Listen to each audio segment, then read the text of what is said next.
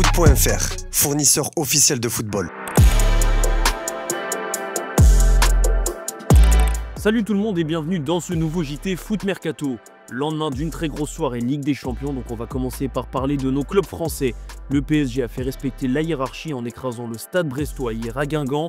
Succès 3-0 des Parisiens avec un nouveau doublé d'Ousmane Dembélé. Ça fait 18 buts sur les 11 derniers matchs pour l'international français qui est clairement dans la forme de sa vie. Après la victoire contre Brest, Dembélé a expliqué sa forme exceptionnelle. Comme je l'ai dit, je suis positionné en numéro 9, j'ai moins de courses à faire, je suis plus lucide devant le but et on me sert très bien. Il y a des buts où je n'ai plus qu'à la pousser au fond, où Bradley et Désiré ont pratiquement fait tout le travail. Je me place bien et j'ai plus qu'à finir, a confié Ousmane Dembélé au micro de Canal+. D'ailleurs au PSG, tout le monde se réjouit de la réussite d'Ousmane Dembélé, notamment le capitaine Marquinhos. Génial, pour nous c'est génial. On était tous au courant déjà de la qualité qu'il avait. Et le coach il a su donner la confiance qu'il faut, trouver l'espace et le positionnement pour qu'il puisse être encore plus tueur. Et c'est magnifique, je pense que de plus en plus il montre la qualité qu'il a. Et nous, quand on voit Ousmane comme ça fait la différence pour nous. Encore une fois, aujourd'hui, 2 buts, et ça débloque un match, il nous donne le résultat, c'est très important pour nous. On en a profité pour vous faire un sondage sur notre site. On vous a demandé qui était selon vous le meilleur joueur français actuellement. Sans surprise, vous avez très largement choisi Ousmane Dembélé, l'attaquant du PSG, devant Kylian Mbappé et Randal Kolo Muani.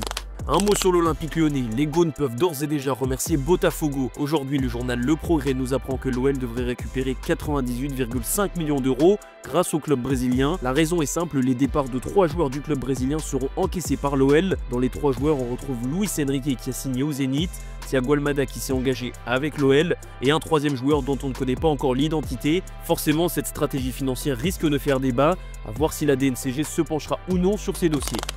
On va rester sur le football français qui s'apprête encore une fois à vivre des moments difficiles au niveau des droits TV. Hier, les clubs ont été prévenus qu'une réunion de crise devait avoir lieu ce mercredi. La raison, DAZN menace de ne pas payer la prochaine échéance, ce qui menace forcément l'équilibre financier des clubs.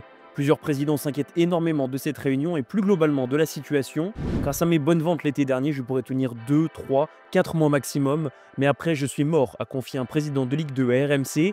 Le pire, c'est que certains n'étaient même pas au courant de la situation, comme Jean-Michel Roussier, le président du Havre, qui a appris la nouvelle dans les médias, comme tout le monde. La situation s'annonce complexe pour la LFP.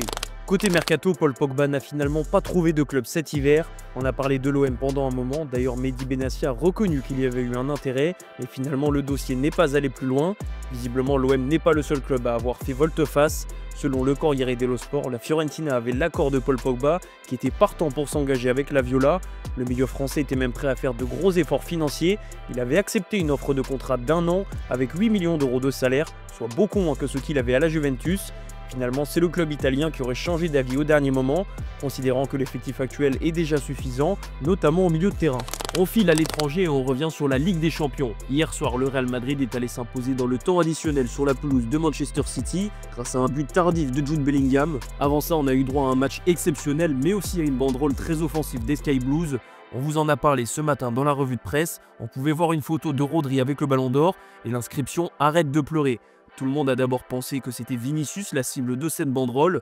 En réalité, il s'agirait plutôt de Florentino Pérez, le président du Real Madrid. Peu importe la personne visée, Rodri a été interrogé après le match sur la banderole et il a simplement répondu « Très bien ». Une déclaration qui ne va pas améliorer les relations entre Rodri et les fans du Real Madrid. Côté sportif, Manchester City peut avoir des regrets. Les Citizens sont menés 2 fois dans la rencontre avant de voir le Real égaliser et passer devant à la dernière minute. Une défaite de plus pour City et une montagne de regrets pour Pep Guardiola qui était dépité en conférence de presse. I've been here for many years and we have been an extraordinary team. I said yes, we were an incredible machine every 3 days. They were huge competitors in these years. We not because I accept. So what the opponent is better. So, but in the moment I'm not able. I said months ago I'm not good enough, you know, to give something to the composer to the teams how to manage this kind of situations. But it happened many times. This is the truth.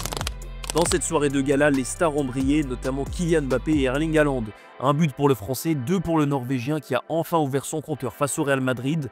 Thierry Henry a été interrogé sur l'attaquant qu'il préfère entre les deux stars et la légende d'Arsenal a été patriote. Mbappé tous les jours parce qu'il a fait ou offre différentes options. Pour un entraîneur, il peut jouer à droite, il peut jouer à gauche et il peut jouer au milieu. Haaland peut-il jouer à n'importe quel poste autre qu'un neuf? Par exemple, laissez-moi vous poser une question, qui préféreriez-vous marquer? À lâcher Titi Henry, ça devrait faire plaisir à Mbappé. On reste en Angleterre où Arsenal vient d'apprendre une très mauvaise nouvelle. Kai Havertz ne jouera plus de la saison, a révélé The Athletic, avec Gabriel Jesus qui lui aussi s'est gravement blessé. Ça fait 2 attaquants de moins pour Mikel Arteta. Les Gunners peuvent s'en vouloir encore plus de ne pas avoir recruté de numéro 9 cet hiver. Il va falloir trouver des solutions pour Arsenal qui est encore en lice en Ligue des Champions, déjà qualifié en 8e et qui espère toujours faire vaciller Liverpool de sa place de leader de première ligne. En Espagne, le FC Barcelone pense déjà à l'avenir et Robert Lewandowski devrait en faire partie. D'après les informations du journal Mundo Deportivo, l'attaquant polonais est en discussion très avancée avec sa direction pour prolonger l'aventure.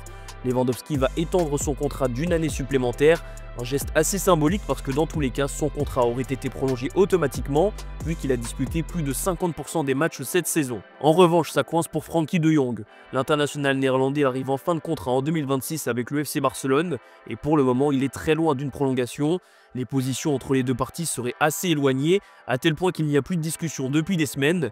Logiquement, le dialogue devrait reprendre cet été, mais il n'y a aucune tendance qui se dégage. Ce qui est sûr, c'est que le Barça n'a pas l'intention de le laisser partir libre en 2026. Donc si on se fie à cette info, ça sera prolongation ou vente dans quelques mois. En Allemagne, le Bayern Munich planifie aussi l'avenir et ce n'est pas une surprise. Florian Wirtz est l'une des cibles principales du club allemand. La concurrence est énorme avec le Barça, le Real ou encore Liverpool. Mais comme toujours, le Bayern veut conserver les pépites allemandes en Bundesliga. Uli Hoeneß, le président d'honneur du Bayern, s'est confié à Bild sur ce dossier et il reste très prudent. On veut Wirtz, mais il y a 3 parties impliquées, nous, Leverkusen et le joueur. Il a un contrat à long terme avec Leverkusen et j'évalue les chances à 10%. Encore un dossier qui devrait animer le mercato estival. Quelques officiels du jour, Benjamin Mendy a enfin retrouvé un club. Après la résiliation de son contrat avec le FC Lorient, le champion du monde 2018 a continué de s'entraîner en solo, mais sans rebondir dans un club. Hier dans la soirée, le FC Zurich a annoncé la signature de Benjamin Mendy, et ce transfert fait déjà beaucoup parler en Suisse, évidemment en raison du passif judiciaire du latéral gauche français. Un mot sur la Coupe de France, le PSG sait enfin où il jouera face à Saint-Brieuc en quart de finale.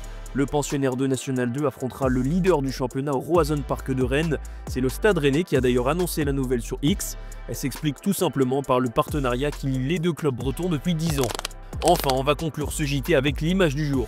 On vous a parlé de Kylian Mbappé et de son but. L'attaquant français venait tout juste de sortir quand Jude Bellingham a inscrit celui de la victoire. Mais Mbappé était tellement heureux qu'il n'a pas mis longtemps à retourner sur la pelouse pour fêter le 3e but madrilène. Une joie énorme qui se comprend vu le scénario.